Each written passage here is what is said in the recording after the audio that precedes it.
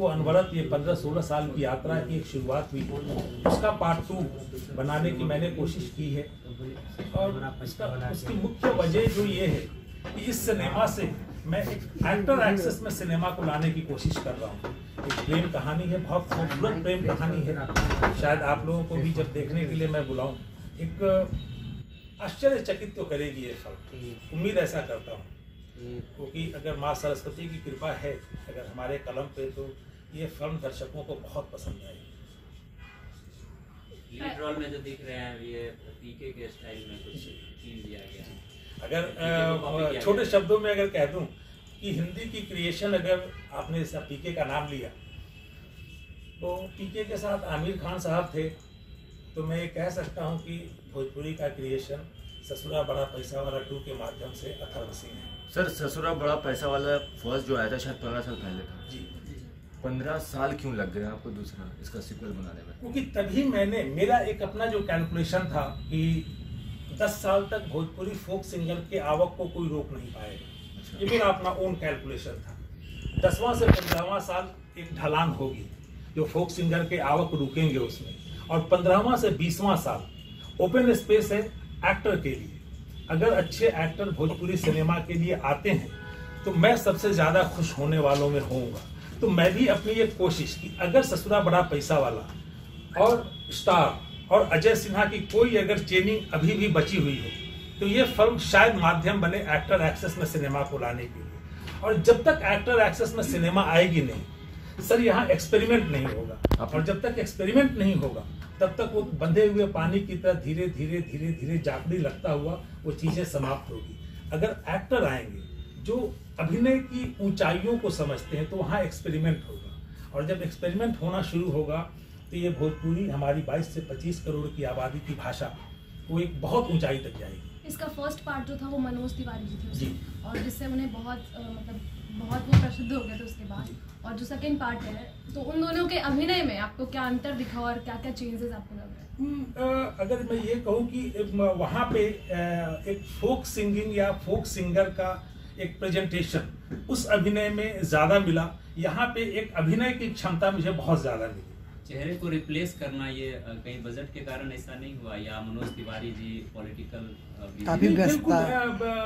बिल्कुल नहीं, ये एक एम में ही था। अगर मुझे पैसा के लिए फिल्म बनाना होता तो मैं इसे 4-5वें साल ससुरा 2 बना देता, 8वें साल बना देता, लेकिन कभी वो मेरी कोशिश ही नहीं रही कि मुझे इस फिल्म को बनानी है। मुझे बनानी ही 15 साल बाद है। मनोज तिवारी को सर रिप्लेस एक्टर को लेके आऊं, एक्टर रिप्लेस नहीं कुछ किया है, नहीं एक्टर लेके आऊं। एक्टर एक्सेस में ट्रेड का आना बहुत जरूरी है। अगर एक्टर एक्सेस में ट्रेड नहीं आया आपका, तो धीरे धीरे धीरे धीरे ये समाप्त की ओर बढ़ जाएगा। समाज को खास मैसेज मेरे बहुत खूबसूरत मैसेज है इसके। बहुत कुछ ऐसी लाइनें हैं, जैसे एक जगह हीरोइन जब अपनी प्यार की बातें अपनी माँ को बताती है, माँ उससे कहती है कि प्यार व्यार कुछ होता नहीं है, शरीर की जरूरत पूरा करने की चोचला भर है। तो लेकिन उस मैसेज को हमने उससे बियॉन्ड पार की, प्यार एक ईश्वर का दूसरा रूप भी है शायद। ईश्वर टाइम में भोजपुरी का जो स्तर है धीरे धीरे कहीं ना कहीं देखने को मिल रहा, अश्लीलता की तरफ कदम बढ़ते जा रहे हैं, तो क्या उस पर रोक मैं वो अश्लीलता अगर आप कहें, सिनेमा एक ग्लैमर का पार्ट है, एंटरटेनमेंट का पार्ट है। हमारे कुछ लोग जो है ग्लैमर और वल्गरिटी के बीच के अंतर को नहीं भाप पा रहे हैं कि हमें कहाँ तक हमारी ऊंचाई है, उसके बाद वो ग्लैमर की वल्गरिटी की खाई है। इसे जिस दिन वो निर्धारित कर लेंगे कि ग्लैमर की ऊंचाई क्या है और वल्गरिटी की खाई कौन सी है, उससे आगे आप बढ़ते हैं, वो आप वल्गरिटी के खाई में जाते हैं। तो ये निर्धारण मनुष्य स्वयं से भी करता है। मैं एक छोटी सी बात आप लोगों के साथ शेयर कर सकता हूँ कि मैंने अपनी फिल्म के लिए कम से कम 5-6 बार सेंसर बोर्ड वालों से मेरी मीटिंग जरूर होती रही जो सिनेमा देखने के बाद। लेकिन इस सिनेमा देखने के बाद जो उनकी आंखों में एक चमक थी, मैंने कहा क्या फिल्म बनाई है आपने, और आधे घंटे तक उन लोगों से मेरी बात होती रही। वो अद्भुत था मेरे जीवन का एक क्षण, जो आधा घंटा है मेरे लिए। इवन एक ट्रायल रखी थी मैंने, मोस्ट प्रोबेबली जहां तक मुझे ध्यान है हमारा महानगर के प्रेस रिपोर्टर मुंबई के आए हुए थे। इसके क्लाइमेक्स में कुछ सीन्स ऐसे हैं जहां पे वो शाउट करते हैं मार गोली बाप के। May be that was the award for me, मैं ही वो बाप का किरदार कर रहा हूँ और मुझसे ही निमंत्रित थे वो, और वो सिनेमा के वेग में इतने आगे तक निकल गए, उन्होंने लाउडली शाउट किया कि मार गोली बाप के। May be that was the award for me. Film release कब हो रही है? 14 या और 21 कितने फरवरी। स्क्रीन अगर चुन्नू बाबू आज आ गए होते तो आज ही डेट डिसाइड कर लिया होता हमने, 14 या 21 फरवरी। और कितने स्क्रीन पे रिलीज होगी? मैं थोड़ा सा कम स्क्रीन पे करने की कोशिश करूंगा, क्योंकि मैं ग्रास रूट तक जाने की कोशिश करूंगा इस सिनेमा के लिए, कि दर्शक एक बार फिर से सिनेमा में आए। मल्टीप्लेक्स जाएंगे? अगर इसकी ऊंचाई वो मिलती है तो मल्टीप्लेक्स वाले बुलाएंगे।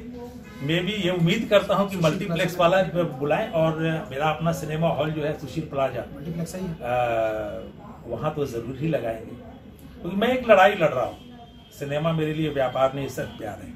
अच्छा, इस फिल्म में आप ही नजर आ रहे हैं? किया है कुछ एक डायलॉग अगर आपका कुछ हो जाए, किस तरह का किरदार आपने? एक ट्रेलर में आपको मिलेगा, कमाल के बेटी पैदा कैलू है, प्यार करत या तिवरिया संग है, ब्याह करल चाहत या पहलवानवा संग है, अब भागल बिया ललबगुआ के बेटा संग है। आप सर, मैं संतोष श्रीवास्तव, ससुरा बड़ा पैसा 1 में मैंने एक भोला का किरदार किया था, जो मानसिक रूप से बच्चा और शारीरिक रूप से बड़ा। तो मैंने प्ले किया था भोला, जो 9 चूहा खा के मलेरिया कहाँ जाई, बहुत हिट हुआ था मेरा, बहुत फेमस हुआ। उससे करीब 200 फिल्में लगभग कर चुका हूँ। इस फिल्म में बड़ा भाई का मैंने रोल किया है, क्योंकि और भी चीज़ों को हमने संभाला है, तो रोल को हमने छोटा सा किया। और बाकी बहुत इम्पोर्टेंट रोल है। हाँ, इम्पोर्टेंट रोल है, टर्निंग पॉइंट। और रही बात मनोज तिवारी जी की, जो रिप्लेस वाली बात आप लोग कर रहे हैं, रिप्लेस नहीं है, ये ससुरा पैसा वाली की टीम जो है, ये खुद दिल्ली जा रही है चुनाव प्रचार करने, मनोज तिवारी जी, कि हम पूरी टीम के साथ ससुरा बड़ा पैसा वाला पार्ट 2 जा रही है मनोज तिवारी के प्रचार करने। ये ससुरा बड़ा पैसा वाला 1 के हीरो के लिए। तो क्या मनोज तिवारी आएंगे? मोस्ट प्रोबेबली उनकी ब्लेसिंग वो कैंपेन में जुड़ेंगे आपके? जुड़ना चाहिए, जोड़ लेंगे। उनकी तरफ से कोई प्रतिक्रिया अभी तक उस फिल्म पे? अभी तक कोई नहीं। अब आनी चाहिए शुभकामना, तो 1-2 बार आई कि बहुत अच्छा है कि आप। अच्छा, कास्टिंग कैसे की? कास्टिंग के लिए क्या पैमाना था?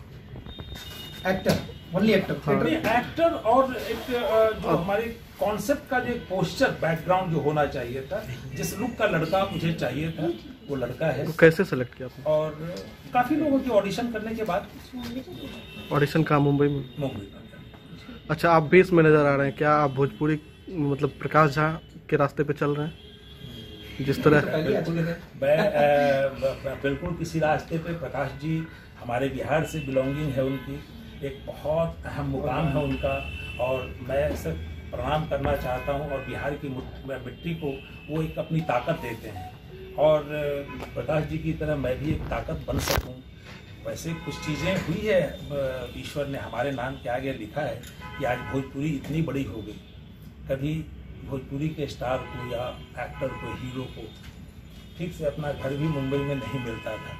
अगर इस सच्चाई को मैं कहूँ तो विजय खरे साहब एक दिन अचानक से रात में मुझे 11 बजे मिलते हैं, सड़क पे लेट के उन्होंने दंडवत किया था कि पूरे जीवन मैंने विलेन का काम करते हुए मुंबई में किराए का घर नहीं ले सका, आज तुम्हारी वजह से मेरा अपना घर है। तो कुछ चीज़ें मेरे द्वारा हुई है जो कि कलाकारों को या इस जगत से जुड़े हुए लोगों को एक मुकाम तो ज़रूर मिला है, लेकिन और कुछ बाकी है।